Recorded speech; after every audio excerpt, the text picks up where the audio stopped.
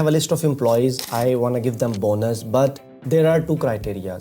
First is sale targets and second is their feedback. If any one of these two criteria will meet, we will give them bonus. Like if sale target is meeting or if positive feedback is good, then we will give them bonus. So for that, I will use or function, or is equal to or b4 is equal to y. When you put y or type y, it must be under the double colon, then comma, then second criteria c4 is equal to again y. Why I am putting y? Because let it check the formula whether it is true or false.